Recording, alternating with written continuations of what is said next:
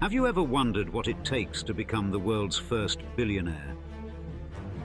John D. Rockefeller's journey from humble beginnings to unimaginable wealth is a story filled with ambition, innovation, and a bit of controversy.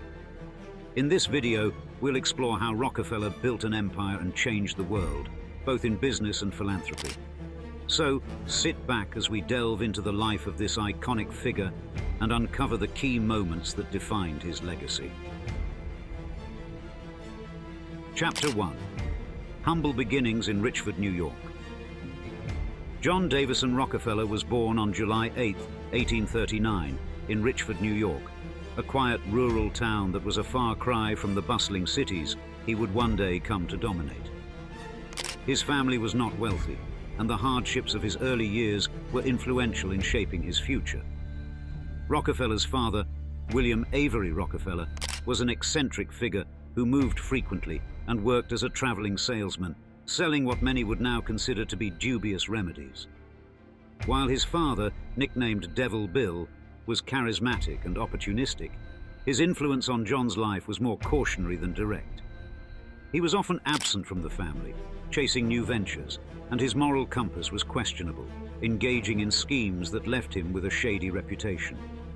On the other hand, John's mother, Eliza Davidson Rockefeller, provided the stability that his father could not. A devout Baptist, Eliza was the epitome of hard work, discipline, and moral integrity. She taught John the importance of frugality, saving money, and always staying honest in his dealings. This balance between his father's opportunistic spirit and his mother's moral fortitude played a crucial role in shaping Rockefeller's future business endeavors. From an early age, John demonstrated a keen sense for business and saving money. As a young boy, he would raise turkeys, sell candy, and do odd jobs to make a profit. Even then, he kept meticulous records of his earnings and expenditures, a trait that would follow him throughout his life. It was clear that young John was not content to follow in his father's wandering footsteps. He had a vision for something much greater, something that would offer financial stability and security, not just for himself, but for the generations to come. At the age of 16, Rockefeller took his first job as an assistant bookkeeper, earning 50 cents a day. This experience opened his eyes to the power of finances and organization. He quickly developed a deep understanding of how businesses operated, learning from the ground up. By the age of 19, John was ready to start his own business. He partnered with a neighbor and started a commission-based venture, dealing in hay, grain, and meat products. Though the business was small, it provided him with valuable insights and set the foundation for what would later become the oil empire that would change the world. Chapter 2. The Path to Oil, Cleveland and Early Ventures. By the time John D. Rockefeller was in his early 20s, the United States was on the verge of a new era, the rise of the oil industry.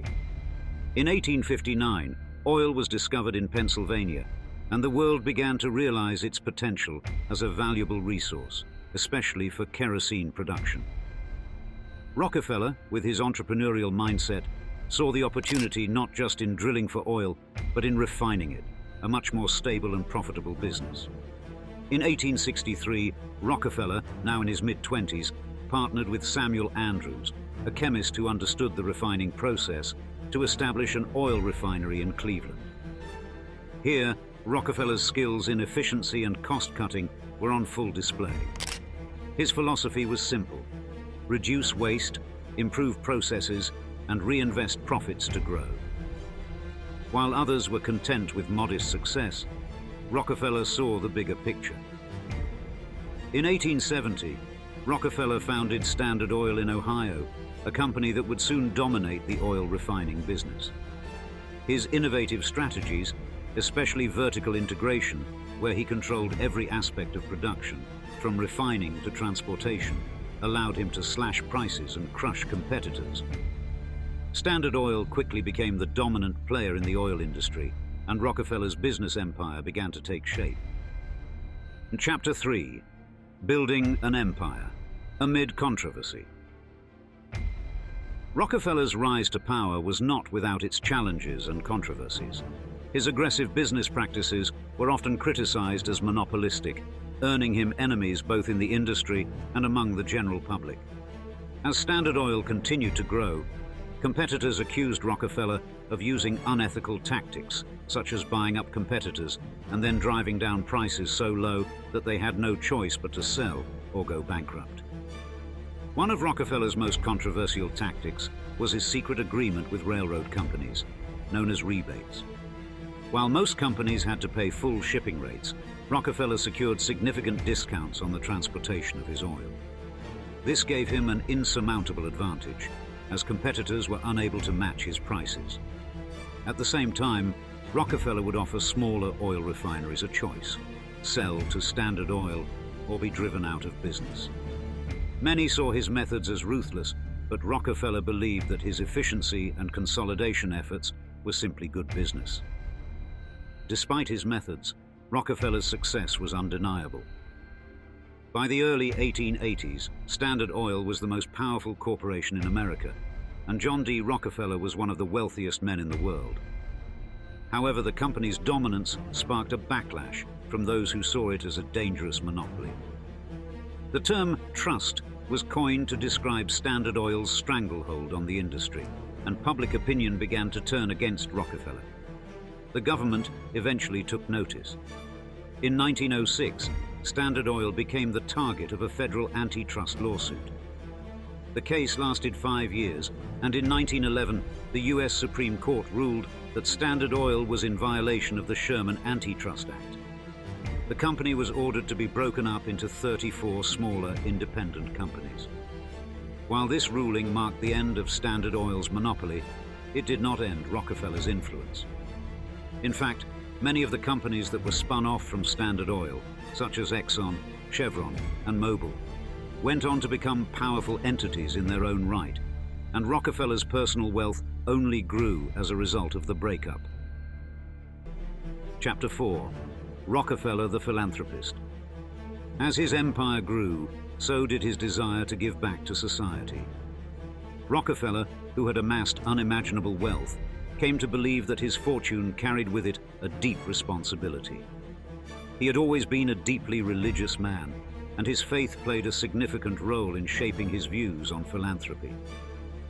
Rockefeller believed that his success was a gift from God, and it was his duty to use that gift to improve the lives of others. In the 1890s, Rockefeller turned his attention to philanthropy full-time. One of his most significant contributions was in education. In 1890, he donated millions to help found the University of Chicago, which quickly grew into one of the nation's most prestigious universities. His contributions didn't stop there. Rockefeller also gave generously to Spelman College, a historically black college in Atlanta, named in honor of his wife's family. His most lasting legacy, however, came in 1913 with the creation of the Rockefeller Foundation, which he endowed with $100 million. The foundation focused on addressing global issues such as public health, education, and scientific research. It played a significant role in eradicating diseases like yellow fever and hookworm in developing countries, and its impact continues to be felt today. Rockefeller also made groundbreaking contributions to medical research. He founded the Rockefeller Institute for Medical Research in 1901, which later became Rockefeller University, one of the world's leading institutions for biomedical research. His approach to philanthropy was revolutionary at the time. Rather than simply donating money, Rockefeller sought to solve problems at their roots, funding initiatives that could create lasting change. Chapter 5. Legacy and Impact. By the time John D. Rockefeller died in 1937 at the age of 97, he had not only transformed American business, but also set new standards for philanthropy.